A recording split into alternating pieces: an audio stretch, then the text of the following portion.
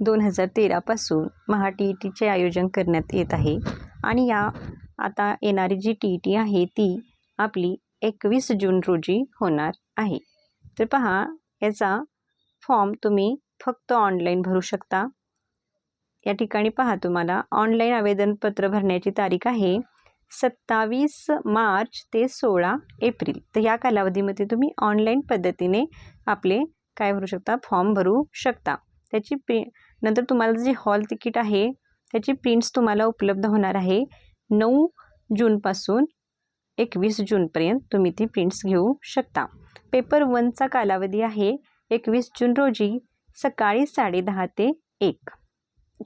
म्हणजेच TETचा हा जो पेपर असतो तो 150 मार्काचा असतो, 150 मार्क्सचा असतो, 150 मिनिटाचा कालावधी असतो आणि 150 काय असतात प्रश्न त्यामध्ये असतात. पेपर 2साठी सुद्धा पहा, त्यांची वेळ आहे दुपारी 2:30 ते 5. दुपारी 2:30 ते 5 पेपर 2साठी सुद्धा 150 गुणांचा पेपर येतो आणि 150 त्याच्यामध्ये प्रश्न असतात आणि सोडवण्यासाठी 150 मिनिटे असतात. ही परीक्षा ऑफलाईन पद्धतीने होत असते, पण फॉर्म तरी ऑनलाईन पद्धतीनेच त्यांनी स्वीकारणार आहेत. जर का तुम्ही ऑफलाईन पद्धतीने फॉर्म भरला तर तो स्वीकारला जाणार नाही आहे. तर ह्याच्या बघा, इथं म्हटलेलं आहे त्यांनी, या ठिकाणी 4 नंबरची सूचना तुम्ही पाहू शकता. तर पहा की काय म्हटलेलं आहे की ऑफलाईन आलेले अर्ज स्वीकारले जाणार नाही याची उमेदवारांनी गांभीर्याने नोंद घ्यायची आहे. म्हणजेच तुम्हाला ऑनलाईन फॉर्म भरायचा आहे.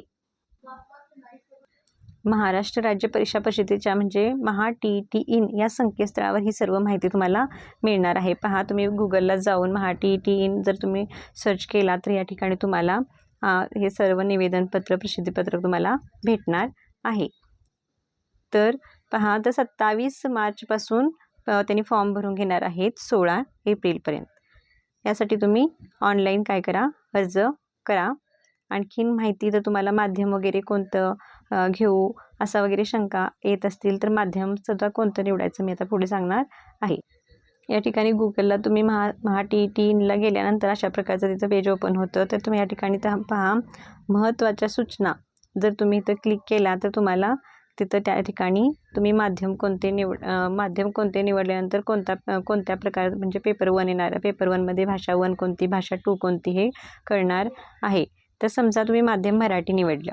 पहा, इथं 1 नंबरला जर तुम्ही मराठी माध्यम निवडलं तर तुम्हाला मराठी पेपर म्हणजे भाषा पेपर 1ला मराठी येणार आहे आणि सेकंड भाषा तुम्हाला इंग्रजी येणार आहे.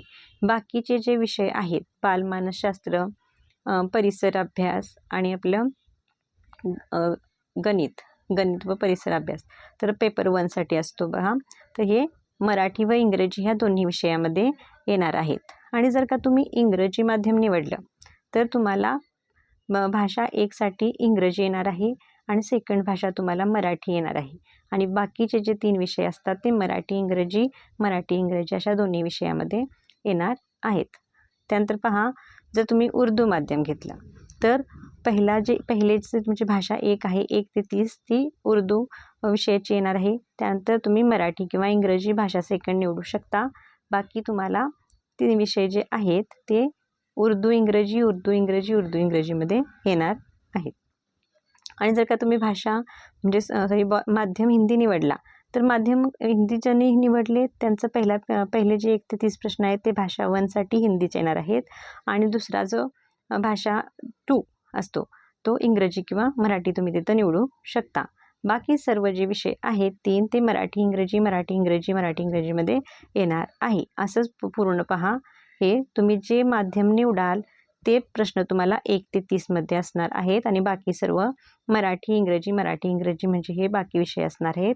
आणि भाषा 2 ही मराठीसाठी मराठी माध्यम निवडला, इंग्रजी भाषा 31 ते 60 या प्रश्नामध्ये येणार आहे.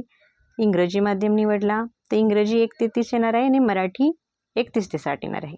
नंतर उर्दूसाठी पहा, माध्यम उर्दू निवडला आहे, 1 ते 30 हे प्रश्न उर्दू, नंतर 31 ते 60 हे इंग्रजी किंवा मराठी, इथे तुम्ही चॉईस करू शकता.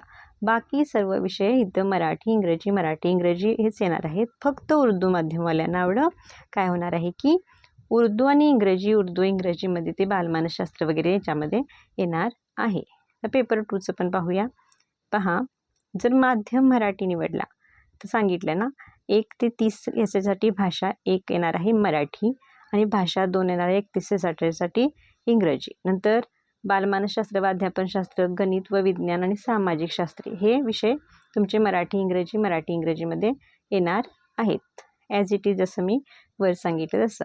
त्याची तुम्हाला सविस्तर माहिती तुम्ही मी आता दाखवल्याप्रमाणे maha.tt.in वर तुम्ही हे सर्च करून सुद्धा पाहू शकता.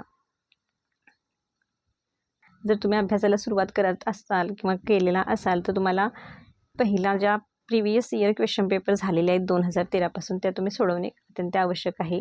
तर मी माझ्या चॅनलवर त्या सोडून अपलोड केलेल्या आहेत. तसेच मराठी व्याकरण तसेच सामाजिक शास्त्राविषयीचे महत्त्वाचे नोट्ससुद्धा मी काय केलेले आहेत तिथं अपलोड केलेले आहेत. तुम्ही त्याचा उपयोग करून घेऊ शकता विदाऊट एनी शुल्क, म्हणजे कोणत्याही प्रकारचे फी वगैरे नाही आहे.